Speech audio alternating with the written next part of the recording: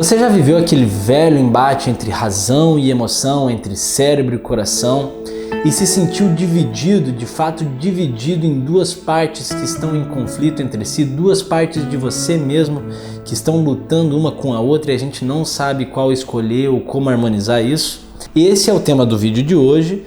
Mas antes de falar sobre isso, eu gostaria de pedir para que, se você acompanha o meu conteúdo, se você acha que ele traz algum benefício para a sua própria vida, se inscreve aqui no canal, clica aqui no sininho, para que você possa acompanhar mais esse trabalho, fazer parte da minha comunidade, porque de fato dá um trabalho muito grande pesquisar sobre esses assuntos, refletir sobre tudo isso e ainda mais produzir esse conteúdo e dividir com vocês, que é a minha sincera intenção. E aqui eu poderia trazer várias abordagens filosóficas ou de diversos campos de estudo sobre o assunto, mas eu quero focar um pouquinho mais na neurociência. Bem, a psicologia freudiana diz que esse embate é um embate entre o superego, que representa nossos valores culturais e morais, e o nosso ID, que são nossos instintos e pulsões por prazer.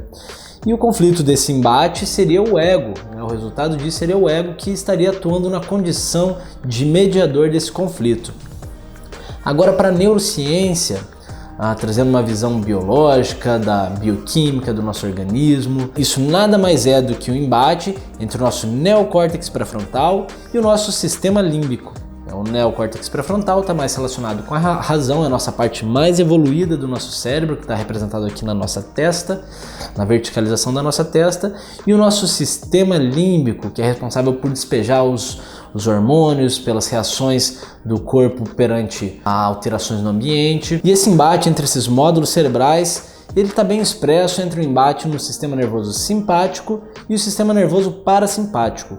O nosso sistema nervoso autônomo, que é a parte do nosso organismo que é responsável pelo controle da vida vegetativa e alterações no meio ambiente, ele pode ser dividido em três partes, que é o sistema nervoso simpático, o sistema nervoso parasimpático e o sistema nervoso entérico. O sistema nervoso entérico é responsável pelo controle gastrointestinal e a gente não vai falar dele hoje, a gente vai focar no sistema nervoso simpático e o parasimpático. O sistema nervoso simpático, ele é a parte responsável pela resposta a alterações no meio ambiente, são respostas instintivas. Então, se tem alguma mudança ou algum fato novo que mude a configuração do ambiente que a gente está acostumado, o nosso sistema nervoso simpático liga o alerta e fica completamente aceso. Por isso que mudar nos traz incômodo, por isso que a gente se sente ameaçado com mudanças.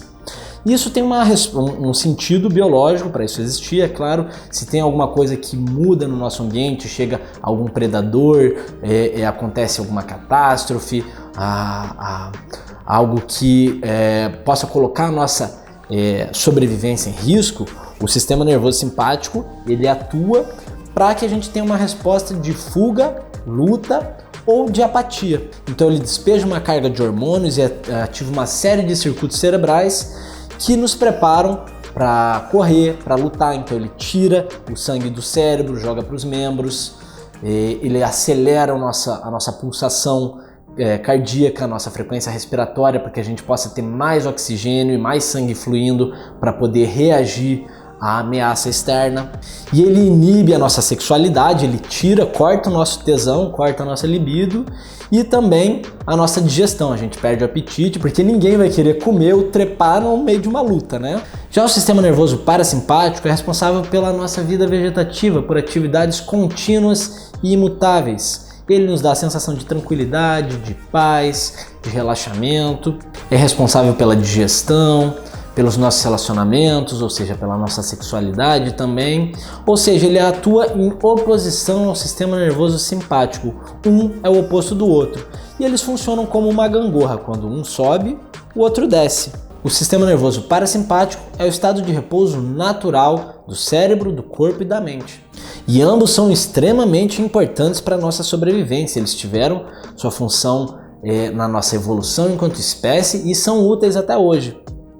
Só que o problema é que as respostas do sistema nervoso simpático, ou seja, as respostas a ameaças no mundo exterior, muitas vezes hoje tomam proporções desmedidas, né? Por exemplo, a gente vive em constante aflição, em constante estado de defesa por questões que não justificam uma reação nesse nível.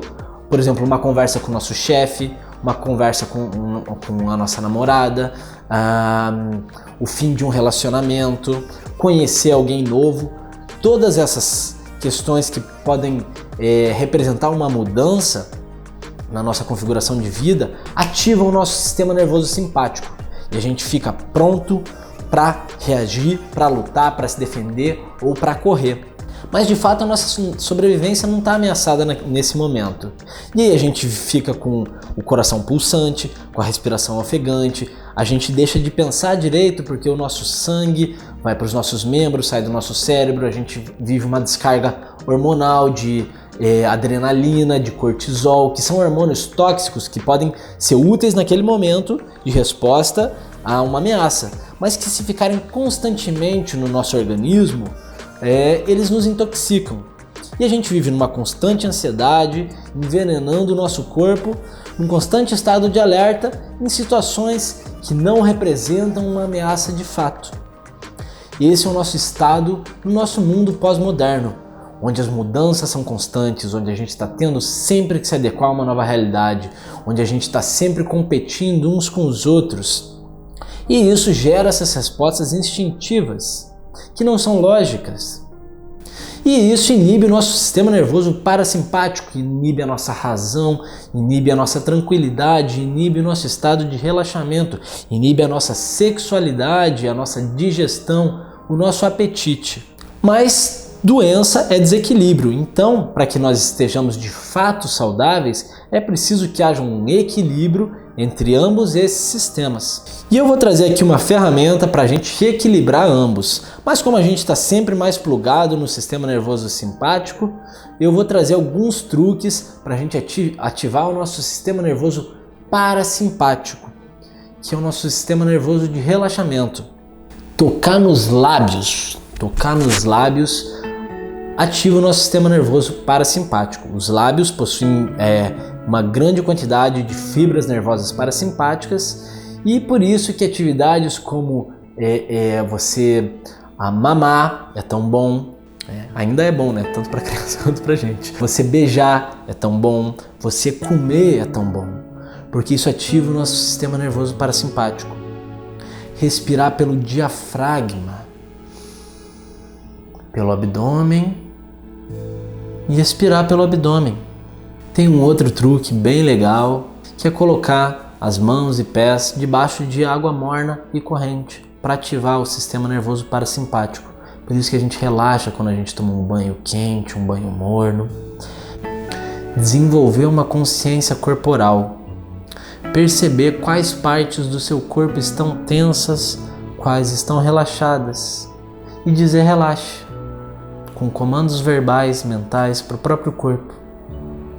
A meditação, todas essas são ferramentas que ativam instantaneamente, e você pode testar cada uma delas, o sistema nervoso parasimpático. Mas a melhor ferramenta para manter ambos em harmonia é a respiração. Por quê? Porque quando a gente vive uma situação de conflito, alguma situação ameaçadora, toma um susto, por assim dizer, qual que é a nossa primeira reação? A gente inspira, a gente junta o ar, para oxigenar os nossos membros, e isso ativa o sistema nervoso simpático, nos deixa mais alertas, nos deixa mais ligados, prontos para a reação. E quando passa o susto, quando a gente vê que a gente não precisa se preocupar, qual que é a nossa reação? Expirar, suspirar aliviado. E quando a gente expira, quando a gente suspira profundamente, a gente ativa o nosso sistema nervoso parasimpático. Então, se a gente manter conscientemente uma respiração, inspiração profunda, ativando o sistema nervoso simpático, e uma expiração profunda, ativando o sistema nervoso parasimpático, a gente vai manter ambos em harmonia. Inspirando, a gente se torna alerta, a gente se torna pronto para qualquer tipo de reação, conscientes, atentos.